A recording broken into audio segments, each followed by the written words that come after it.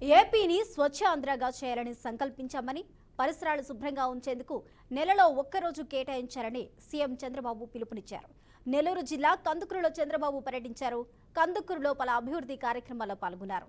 కందుకూరులో material recovery facility సెంటర్ను ప్రారంభించిన CM దూబగుంటలో గ్రామస్తులతో కలిసి పారిశుద్ధ్య కార్యక్రమంలో పాల్గొన్నారు. ఇదే అంశానికి సంబంధించి పూర్తి అప్డేట్స్ ను మా ప్రతినిధి కుమార్ అందిస్తారు. Kumar, over to you. Good evening Swapna. ఈ రోజు చంద్రబాబు నాయుడు పర్యటన ఆద్యంతము ఉత్సాహభరితంగా సాగిందని చెప్పుకోవచ్చు.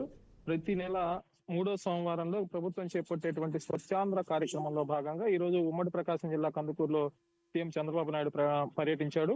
ఉదయం 12 గంటలకి, మధ్యాహ్నం 12 గంటలకి హెలీప్యాడ్ నుంచి దోపగుంట చేరుకున్నటువంటి చంద్రబాబు చెత్త శుద్ధి యంత్రాన్ని ప్రారంభించిన అనంతరం ఎదురుగా ఉన్నటువంటి దోపగుంట గ్రామంలోకి వెళ్లి గ్రామస్తులతో కొంతమందితో మాట్లాడి పెన్షన్లు, ఈ స్వచ్ఛాంధ్ర పథకం ఎలా అమలవుతుందనే భాగంగా వాళ్ళతో మాట్లాడి వాళ్ళు చెప్పిన మాటలు విని సంతృప్తి పడ్డాడు.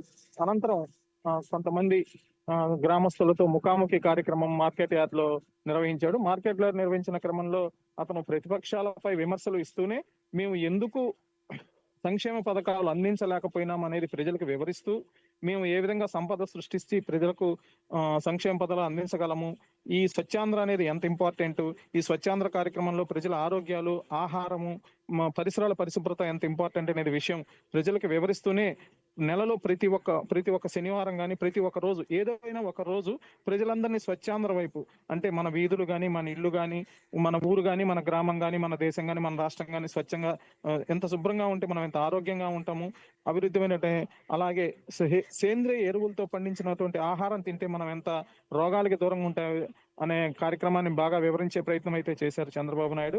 అదే క్రమంలో చంద్రబాబు నాయుడు చేసినటువంటి ప్రతిపక్షాలపై విమర్శలు కూడా కాస్త పదునెక్కాయనే చెప్పుకోవచ్చు.